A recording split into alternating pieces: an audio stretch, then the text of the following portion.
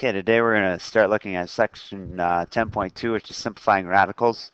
We're going to jump in this 10.2, we're going to come back to 10.1, and we're going to break 10.2 into about 4 days because it's just that important. Okay, so the first thing we need to know, let me go back to this first of all. We're simplifying radicals, and hopefully by the end of this you can say that I can simplify radicals using multiplication property of square roots. So again, radicals are simply square roots. Okay, so the first thing we need to know is our perfect squares. So our perfect squares, the first one is a 1 because the square root of 1 is 1. 4 is the next perfect square because the square root of 4 is 2. Then we go 9, 16, 25, 36, 49, 64, 81, 100. You could keep going with this. Just take 11 squared. 11 squared would give you 121. 12 squared, 144. So you should make a list of perfect squares in your notes. That's one key thing that you need to have. Okay, so now this multiplication property of square roots simply says that if I have a product underneath the square root, like for instance 3 times a 4, that's the square root of 12, but I could re-break it into root 3, root 4. Okay, so here's the idea of what we're doing today. So what we're going to do, we're going to look for a factor of 75 that is a perfect square. So if you think back to your table, you should be able to look over here on this side of your table at your perfect squares and pick out one of those that is a factor of 75. So you find the perfect square. Your perfect square always comes first, and then this is truly then the square root of 70 or 25 times the square root of 3. Okay, however, we know the square root of 25 is 5. The square root of 3 we do not know, so we write it as 3 root 5. And we would consider this to be a simplified radical. Okay, if I had the square root of 40, same idea. Think of factors that go into 40.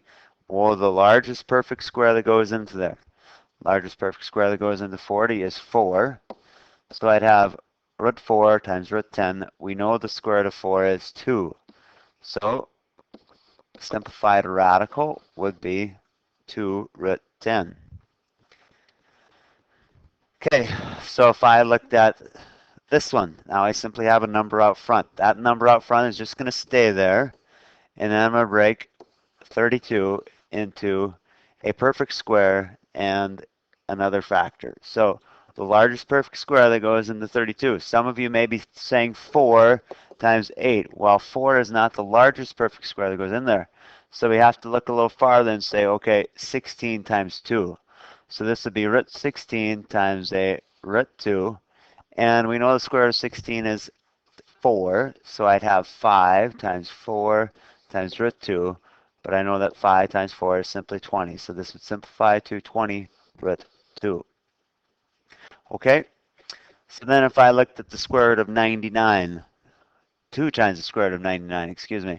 So the 2 is going to stay here. We break root 99 into a perfect square and one other factor. So the perfect square that goes into 99 is 9. Goes in there 11 times. So I'd have 2 times a 3 times a root 11. And 2 times 3 is 6. So I end up with 6 root 11. Okay, and then the last thing you're going to see today or tomorrow, one of the two on your worksheets, are problems like this where we have variables underneath. And the idea I have to keep in mind, if you think of it, the square root of x squared is going to be a x. The square root of an x to the 4th is going to be an x squared. The square root of an x to the 6th is going to be an x to the 3rd.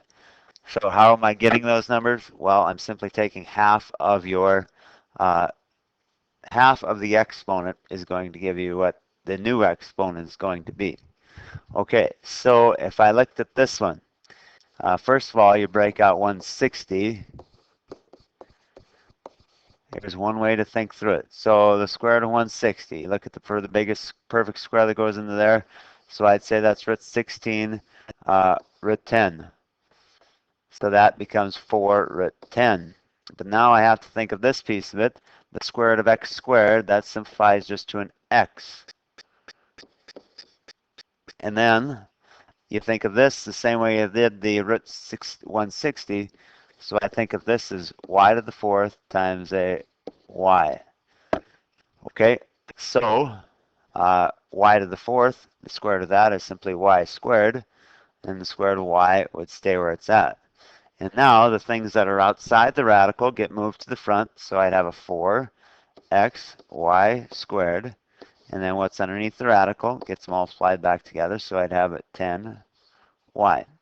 So my final answer would be 4xy squared times root 10y.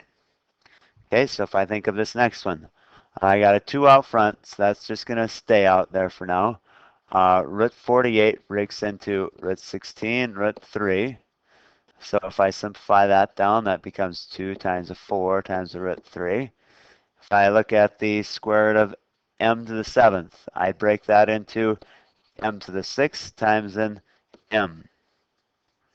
So the square root of m to the 6th would be m to the 3rd. I'd still have a root m, and then m to the 10th, or the square root of n to the 10th, that simply becomes n to the 5th. So again, the things that are outside the radical get put back or put out front. So I'd have 2 times 4, which is 8, m to the 3rd, n to the 5th, and then what's underneath the radical? I've got a 3 and an m. Okay, so we will do more of these in class, but then we'll have a worksheet on them as well. Okay, so hopefully that makes sense to you, and that is a wrap.